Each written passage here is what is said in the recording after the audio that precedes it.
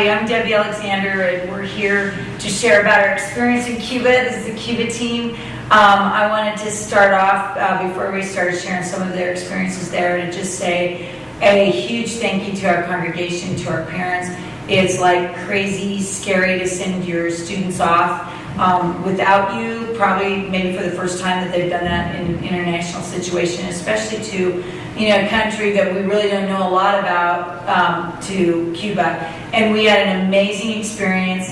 Again, like I said, I want to thank you guys as parents and as a body that has supported financially, prayerfully, by giving gifts, which were greatly needed. I hope some of the students share some about how the needs are there in Cuba and how those needs were met through this congregation. But the adults that went was Mr. B and Tana. They were amazing. They were amazing help, and myself. And then honestly, most of our students are adults already, and I told them that a lot of times. But anyway, the reason we are, is this called videotaping? Is that what this is?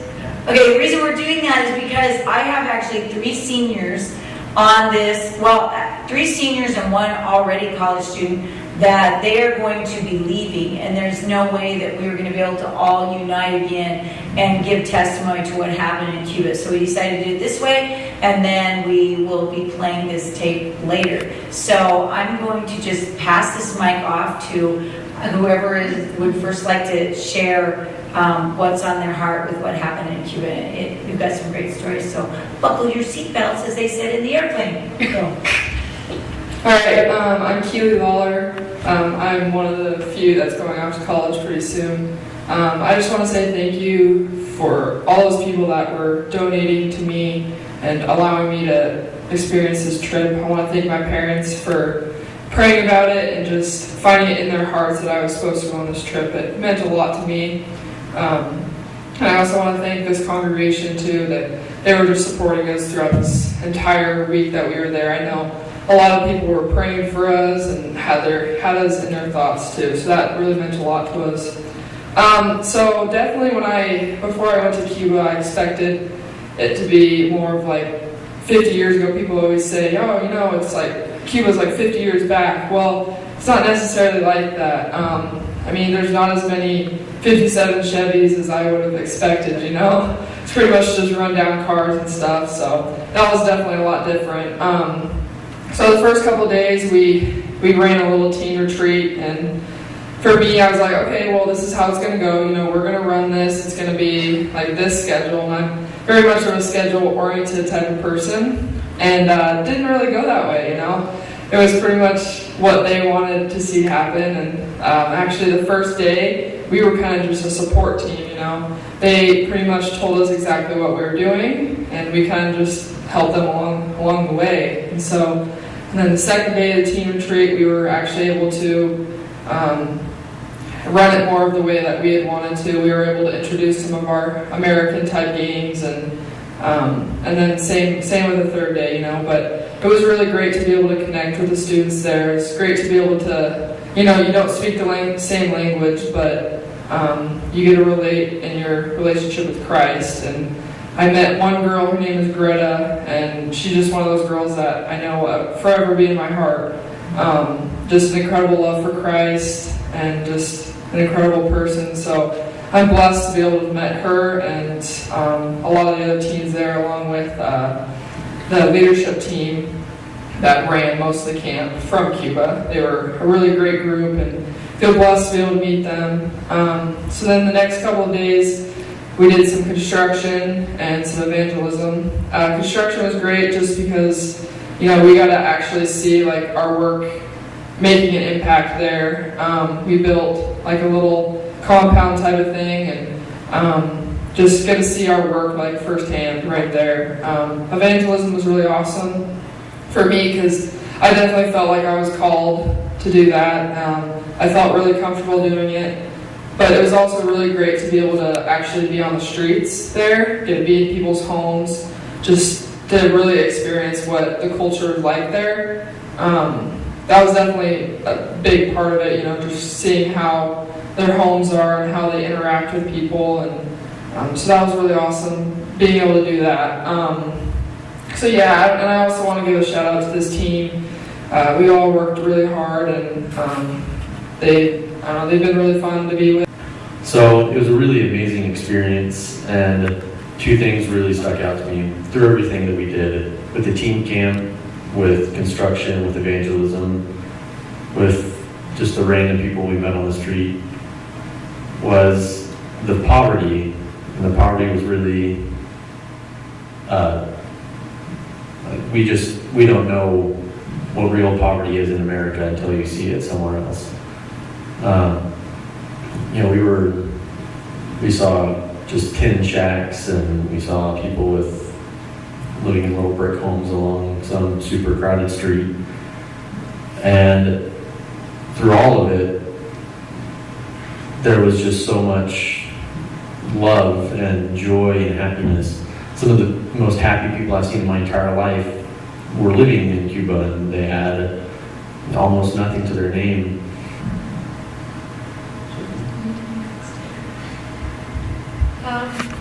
Okay, I'm Jolene Harris. I'm actually from Spokane, so a lot of people watching this probably don't even know me.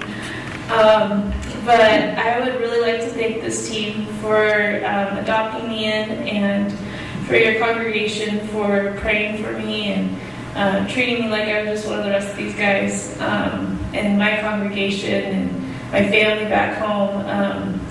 I'm from Spokane, if you didn't already know that.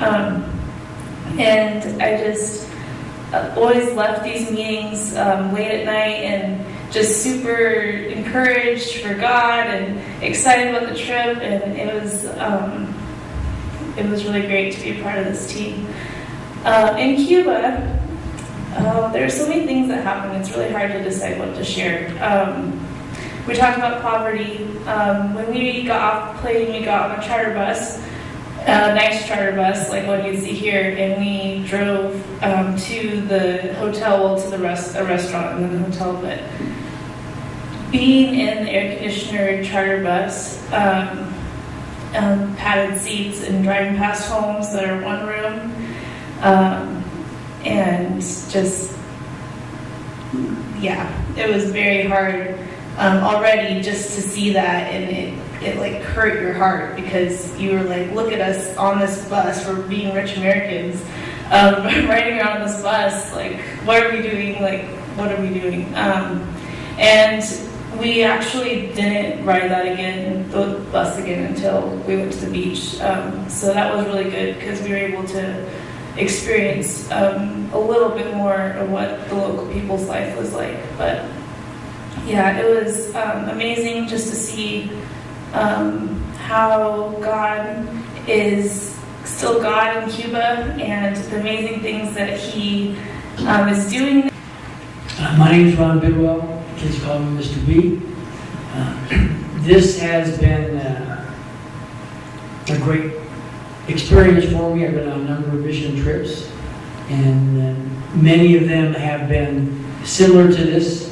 I'm a teacher, and God has used that ministry to teach our kids, and I had an opportunity at the camp to be able to teach Cubans, and I thought that was really cool.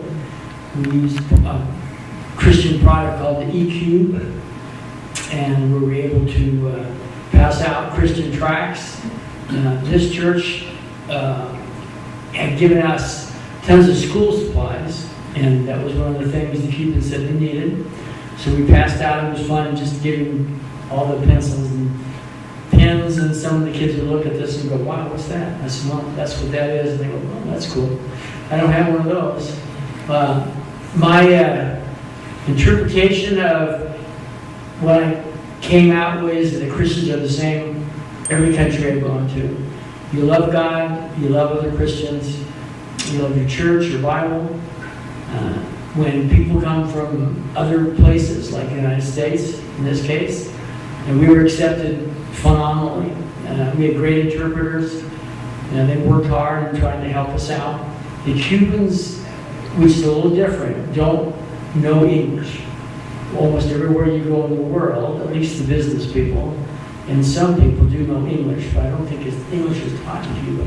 So it's self-taught. So the families teach their young English, and the interpreters were very good at what they did. The cars were mentioned. I'm old and cars are very important to me.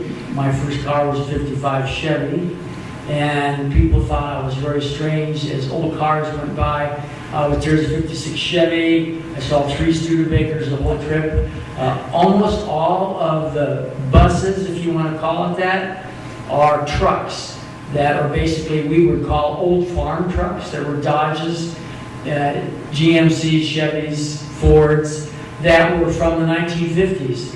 They were probably flatbeds. They put metal sides, a metal top with openings all the way around, and metal benches. And the only thing that could have been better is probably the exhaust system. That got a little sad sometimes, depending on the wind, I guess. But when the rain rained, the rain came right in the bus. And people near the front, they got real wet. But it was a really cool experience, and I enjoyed the teaching. I had a great time. In my opinion, we left a positive influence within your country. I want to thank you very much for letting us go. It was a great experience. A really big thing that kind of impacted me was actually when we first flew down into Cuba. Because, I mean, that was the first time I've ever even been out of the country, like not even Canada or anything like that. So it was really different for me. So seeing it, first thoughts I remember was just, I thought it was super flat. And I actually said that to my camera because I actually filmed a large portion of the trip as well.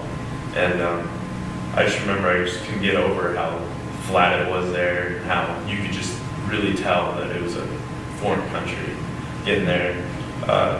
First thing you see is a big poster of the leaders when you get down to the airport. And it was really weird because you just fly right after we landed and everything. The plane just stopped to some random spot in the airstrip, and it just opens up the doors, and everyone just starts walking out in the middle of nowhere.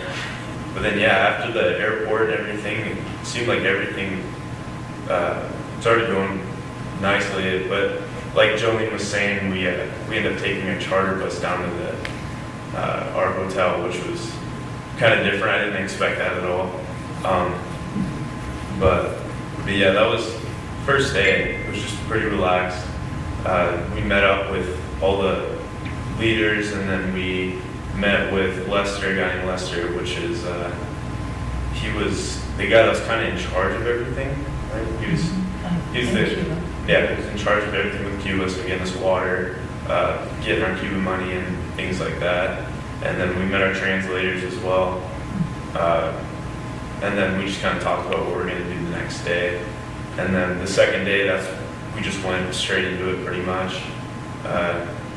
We had breakdown groups, which I've never done that before, so that was really challenging at first, but it was good though. God was definitely with me during that. It was, I don't know, it was a good experience for me with that, and I actually got to somewhat connect with the people in there. It was a little tough with the language barrier, you know, but my translator Joe made it really easy for me. So yeah, it was really good though. And then the second day, that's when we started planning games and things like that. And I believe I was with Sam that day. We decided to play bob soccer. They didn't quite understand that. They understood the soccer part of it. Well, actually, I should probably explain what bob soccer is. So, bob soccer is pretty much like soccer and football. However, the only way you can kind of pick up the ball is if you kick the ball up and you can catch it, and that's it. That's the only way you can actually hold the ball and actually play as if it was football. But yeah, they didn't understand that. They really understood the soccer part, and yeah, it was kind of tough trying to talk to them and trying to tell them that they can't do that, things like that. They had a really hard time understanding that, and I remember there was one part, this kid actually got shoved down, which is kind of part of the game. I mean, not really to an extent. I mean, it was rough. He just kind of fell. It wasn't really, I don't know, that much of a cheap shot, but the kid, I remember him just yelling at me, asking where the red card was at. And I was like, there's no red cards in soccer. I mean, but yeah, so that was my experience with the games. And they turned out really not liking football at all, so we ended up not playing it the third day. But yeah, it was a lot of fun. I really enjoyed experiencing that and getting to know some of the kids. It was really tough, with that language barrier, like I said, but the translator made it really easy. And overall, it was a great experience. Just even with that language barrier, just seeing just how much they love God, and it was really humbling, and it just made me kind of realize how much I need to step up my relationship with Jesus. All right, I'm Eli Lowell, and I'm really kind of just a free, go with the flow kind of guy. And some people, I don't know, aren't. Well, we all kind of just a big mix of people. But this whole mission trip, it was like right up my alley. Stuff not going planned. I loved it really. Like it was just great. Yeah, they had a phrase TIC. This is Cuba. And anything that went wrong, we had a wall in our room that was it was all mold, entire wall. And then the translators came in and they're like, "Wow, it's really bad." And then they're like, "TIC though, this is Cuba, stuff happens." Yeah, there's just so many different experiences in the time that we had there, and it was a long time in my head, but it was only about a week. Is that it? Yeah, and God spoke through me in so many different ways. Starting with the camp and our breakdown groups, we took notes on a little sermon or a message that this guy, this pastor Curtis, and then this kid Zachary would just kind of bounce off each other and share the sermon, and we took notes on it, and then we broke into groups and with the kids and just broke it down and had conversations with them and what they need to do and just things like that. And it was really, I had the notes, and it was about like a page and a half on this little piece of note paper. And I went back and I wasn't nervous at all until I started talking, and then I was like, what am I gonna say? And it was just God. Like I didn't know what I was saying, but I would start rambling off on some rabbit trail, and then I'd say, oh, okay, let's look up this passage. And the passage would go right to what I was saying. Like, there's no explanation but God. And it was just amazing. He was totally there with us, and just confirmed that, as Mr. B was saying, that God is the same here as God is, overseas. I had really only seen God here in California and the U.S. and, just all us people who have so much, and then you go there, and again, they are the nicest people you'll ever meet. It is. I'm Caleb Workman, and I just want to say thank you to everyone who gave their support to me and the team, and for all the prayers. We definitely wouldn't even made it out of the U.S. or even gotten the money to get out of the U.S. without that support. So thank you for that. And it's been noted a couple times that God here is the same God in Cuba, and something that really solidified that for me was. I believe it was the second day at the youth retreat after we were done with our breakdown groups. We were heading back to the big group, and one of the ladies in my group said that she was hurt, and she was hurting, and she needed prayer. So my interpreter stopped and was like, I'm gonna pray for her, just for healing and stuff. And I decided to stay, with my interpreter and the lady from my group. And before the prayer started, I prayed and asked God, I said, I don't understand these words, but you do. And I asked that I would hear the words, and that, those words would go through me, and, as a prayer to God. And Pavel started praying, and I understood absolutely none of it, but there was, the entire time during the prayer, there was a little tug at my heart. There was like a little prod, and the only thing I could think of was that was God telling me, it worked. And so that's just, demonstrated for me the power, that, God is God. And I didn't understand the words that, I was praying through my heart, that, that Pavel was praying, but God did, and that's all that matters. My name is Tana, and I want to give a shout out to this team. Just incredible, incredible. And they probably have no idea how often Debbie and I were taken aside and told privately how phenomenal they are. And this wasn't the entire team. There were 27 of us total. Oregon, Lewiston, Jolene from Eastern Washington, and then some from Western Washington, Snoqualmie. Just job well done. The training, Debbie, nice job. I mean, just really well done. I wasn't invited to go on this trip. My son was invited, and I felt like, that's Eli, and I felt just my spirit stir when Eli was invited, and I could not get Cuba off my mind. I've never been on a mission trip. I've been out of the country as far as Mexico on vacation and Canada, but I think I probably even said never, especially to a country that we know so little about. But I talked to Debbie, and she said, I never, if you feel like you're supposed to go, I never tell somebody that they're not supposed to go. That's between them and God. And it's so wise of her. And it was from God, because not long after she said, keep praying, I was going through my filing cabinet, and some of you probably don't even know what these are, but I found a stack of savings bonds.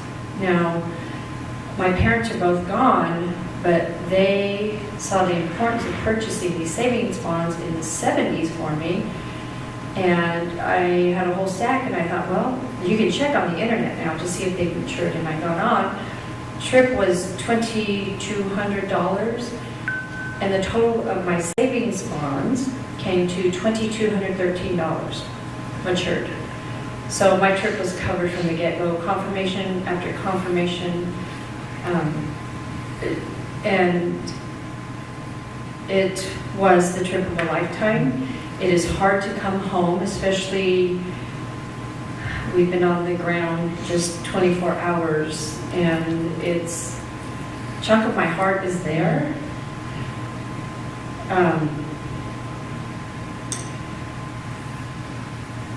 From the get-go, it was challenging. There were surprises that made me smile. There were surprises that made me sad. My nose is going to look like Rudolph, but it's a happy thing. I'm going to fight the tears, but it's a good thing. I'm so grateful to have served alongside these people, to see the hand of God in the blessing of the youth camp, from the small children to the older adults. I was probably the oldest one there. Not the oldest one on the team, though. We had an 80-year-old there and a 70-year-old there. But I never felt like I was really doing anything for most of the time. But I was making connections with the kids and with the leaders, and especially with the interpreters. I have 2 new daughters there, and the guys, I feel like they're my sons, and they love their country so very much that we had a little incident on the bus where the interpreters were horsing around with one of the interpreters because he wanted them, right? So funny. He wanted them to The Cuban made dance. the traditional Cuban dance, and they were messing with him. They kept talking about the traditional Cuban song, and he was so upset. He said, "You should be ashamed of yourself. It's a disgrace to your country. And then they came clean and he was happy. They absolutely love their country. But they know they are an oppressed people. They don't live like oppressed people. And by that I mean in their heart. Their hearts are so joy-filled. And I would ask one of the girls, you have nice shoes, where did you get those? And she said they were a gift. Well, typically a gift from a team who came in. I know we left some clothing. I wish I had known that we could have left. I mean, we could have cleaned out Eli's room before college. It's got really. It's very interesting to meet with the people in their homes. Everybody else kind of scatters, or they try to scatter, but there's always someone willing to meet. And I heard that either they're Christians, but they don't have time to go to church, or they're not ready to accept the Lord. I mean, and we did not mess around. Sam did a great job with the EQ, and we told them, you know, your choices are heaven or hell.